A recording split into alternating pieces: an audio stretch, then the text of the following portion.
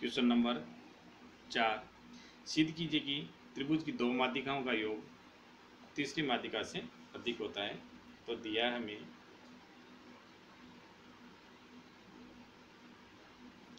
एक त्रिभुज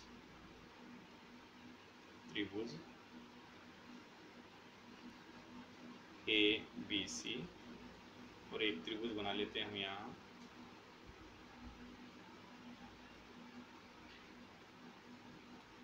ये त्रिभुज हो गया ए बी सी। त्रिभुज ए बी सी में अपने सिद्ध करना है कि दो माध्यिकाओं का योग तीसरी माध्यिकाएं। तो इसकी माध्यिकाएं त्रिभुज ए बी सी की माध्यिकाएं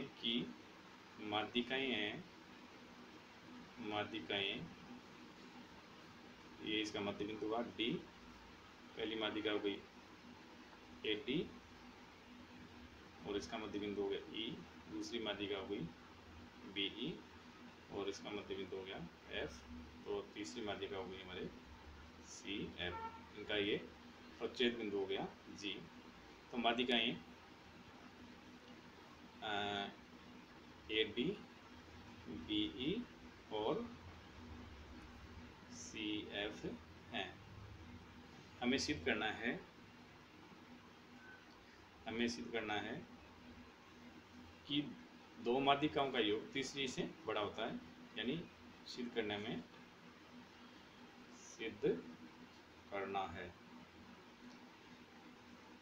है एक भाग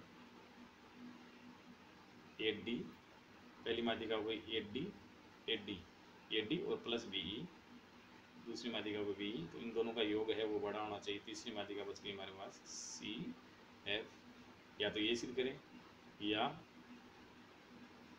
बी ई, दूसरी माध्यिका ले level B E plus C F, तो वो बड़ा होना चाहिए पहली माध्यिका ए डी से, या फिर सी एफ। तीसरी बात ये होगी C F plus A D, वो बड़ी होनी चाहिए बी ई से। तो इन तीनों में से हम किसी एक को सिद्ध कर दें या तीनों को सिद्ध कर दें। इसको सिद्ध करने के लिए हमें कुछ रचना करनी पड़ेगी। तो रचना इसमें है तो रचना के लिए ए डी को इस प्रकार बढ़ाया, ए डी को इस प्रकार बढ़ाया कि ए जी बराबर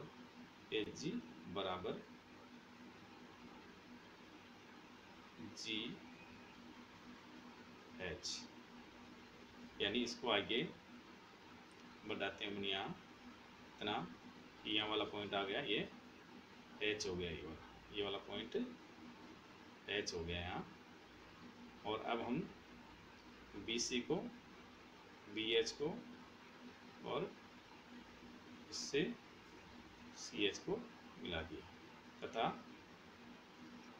बी एच व सी एच खींचा।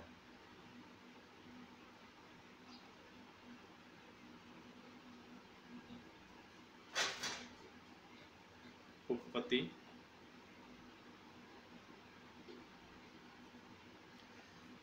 जब हम माध्यिकाएं संगामी होते हैं उसमें सिद्ध किया से हम वो प्रोसेस इसमें चलेगा। सबसे पहले हम लेते हैं त्रिभुज ए बी एच।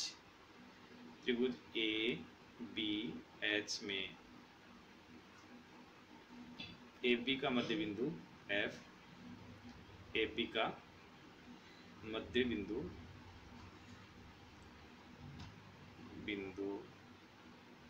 एफ और ए एच का मध्य बिंदु जी, ये दिया हमें क्योंकि सी एफ ए बी पर माध्यिका है इसलिए इसका मध्य बिंदु हो गया। और दूसरा है कि ए एच का मध्य बिंदु, ए एच का ए से लेकर के एच इसका बीच का बिंदु हो गया जी का मध्य बिंदु जी है। ये रचना से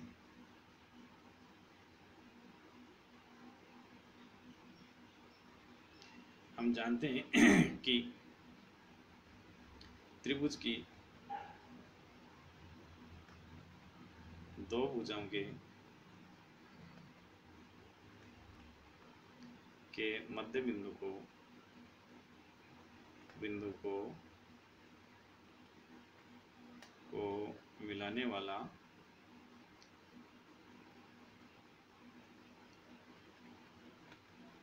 रेखाखंड तीसरी भुजा के समांतर व आधा होता है। इसलिए मध्य बिंदु F और G को मिलाने वाला रेखाखंड FG समांतर होगा, दो भुजाओं को बनाने समांतर होगा। तीसरी भुजा बच गई BH, तो तीसरी भुजा BH के समांतर होगा। या इसको हम लिख सकते हैं कि क्योंकि FG का बड़ा हुआ भाग GC है, तो GC समांतर किसी का हो जाएगा BH के। GC समांतर BH, ये समीकरण 1।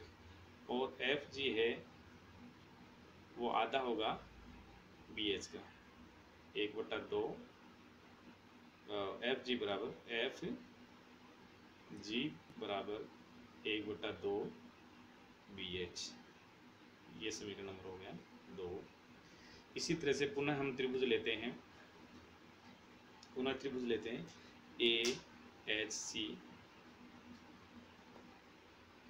त्रिभुज AHC में AC का मध्य बिंदु हुआ E, AC का मध्य बिंदु E और AH का मध्य बिंदु G। AH का मध्य बिंदु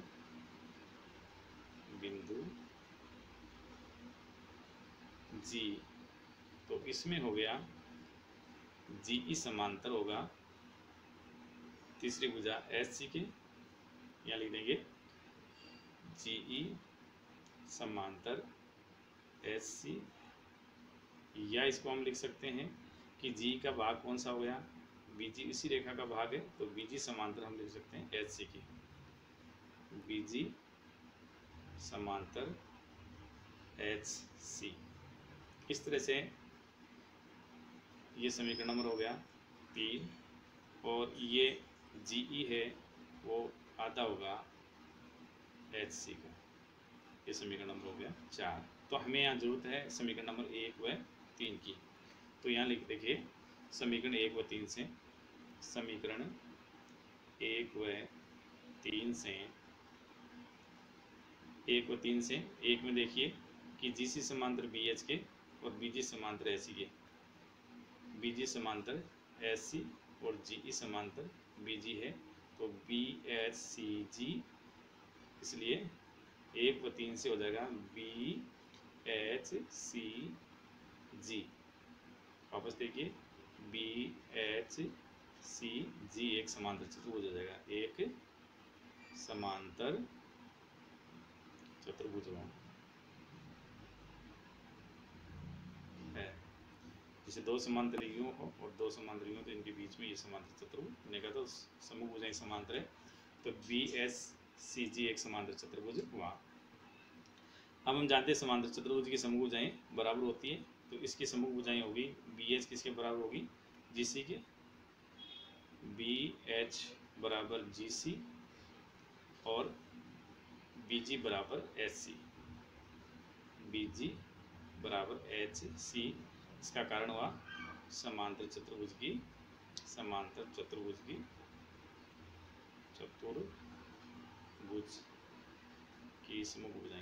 सम्मुख भुजाएं।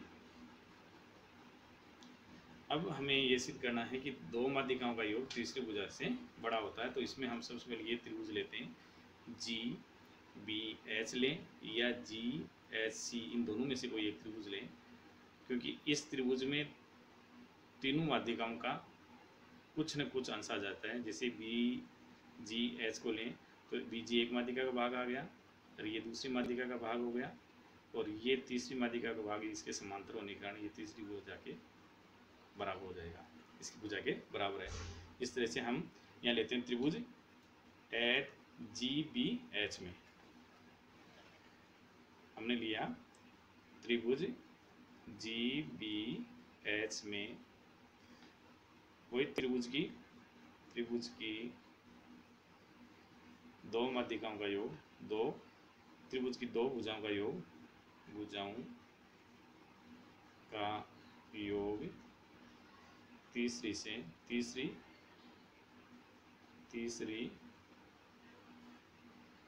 भुजा से बड़ा होता है। तो हमने त्रिभुज लिया GBH। तो देखिए GBH में GBH पहले में हमें सिद्ध करना है AD प्लस BE। तो इसमें AD का कौन सा पार्ट आ जाएगा? GH। तो हम यहाँ लिखें GH और फिर BE, तो BE का भाग ये है, ये BG। तो अब हम लिखेंगे GH प्लस BE बड़ा होगा किससे? BH से। ये लिखें पहले GH, इस त्रिभुज GBH में GH प्लस BE बड़ा है BH से। अब हम यहाँ देखिए कि GH रचना में हमने क्या खींचा? GH को AG के बराबर खींचा था। तो GH की जगह क्या लिख देंगे? AG। GH की जगह लिखा AG प्लस BE का BE लिख दिया, सॉरी इसका है BG। GH प्लस BG बड़ा होगा BH से, तो यहाँ BG का BG लिखा और बड़ा है BH हमारे पास है GC के बराबर। तो BH की जगह लिख दिया GC। यहाँ देख रहे हैं चूँकि GH बराबर है AG रचना से, ये तो रचना से बराबर है, और ये BG का BG लिख ही दिया हमने, और BH बराबर हमारे BH बराबर है GC के। ये रहा BH बराबर GC, BH बराबर GC के ऊपर। तो ये वैल्यू हमने यहाँ रख दी। अब हम जानते हैं कि प्रत्येक माध्यिका दूसरी माध्यिका को 2:3 में विभाजित करती है। माध्यिकाओं का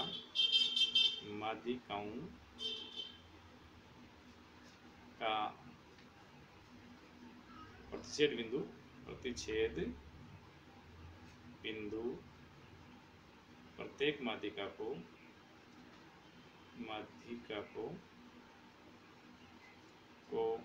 2:1 में विभाजित